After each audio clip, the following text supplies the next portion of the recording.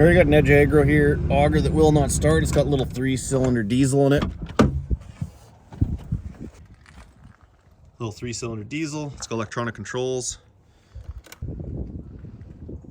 It's an Agro 1442. I think this thing's a couple of years old. So this auger's a no start. Guy come out here, fired it up. I guess it started, died, something like that. I've done a little bit of checking so far here, and it really does seem like a fuel issue, fuel delivery issue. When we first got this auger, the fuel line in the tank over here actually was pushed in too far, and it had curled up on the inside, and it wasn't even in the fuel anymore. So maybe take a look at that. Maybe your unit hasn't been assembled properly, or PDI'd or whatever. And the next thing I look at after that for a fuel issue is the fuel pump here. This is a lift pump. It sucks from this filter here, from the tank to the filter, underneath to the pump, and the pump feeds it into the other filter here. It has a pressure sensor actually. So once this primes up and has, I don't think it's 8 or 10 psi, this pressure sensor tells the computer that, and it actually shuts the fuel pump off. So fuel pump doesn't run unless it needs to. From here it goes into the injection pump. So pretty simple system, not hard to diagnose. All you gotta do is flip your key on. You're gonna check here for power. If you got power on these two terminals, the fuel pump should be running. Then you could pop the line off, make sure fuel's coming out of there.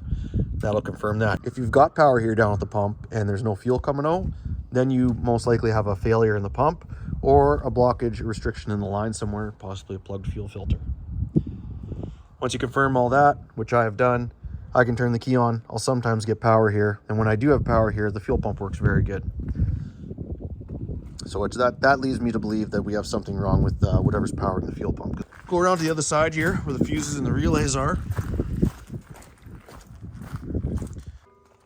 This shield will be on here first. There's 3 bolts holding it on. Just take it off out of the way. To get the cover off here, there's just 6 bolts. Take them out, and your number 10, pop that off, and you'll gain access to your fuse and relay center. Here's the ECU for the unit. It's computer controlled, and you got a little circuit board here. It's got relays and fuses in it. The fuel pump relay is actually this one right here. To be honest with you, I couldn't tell you which one is the fuel pump fuse. I haven't checked that far. And when I take this fuel pump relay out, you can look at it. You can see it's quite corroded. It's quite corroded there. This here too. And it's really warm. When I took it off, it's really warm. So I'm thinking that it's dirty inside here. The contacts are heating up and getting warm. It's not providing a good connection, and that's why it keeps cutting the pump out. I'm going to put a new relay in there, and that's probably going to take care of our problem. The relay we're going to need is just a standard 12-volt relay, 30-40 amp rating. You can get these things pretty much anywhere, any auto store, any hardware store, or even Walmart or whatever. It's a pretty common relay used in a lot of different applications.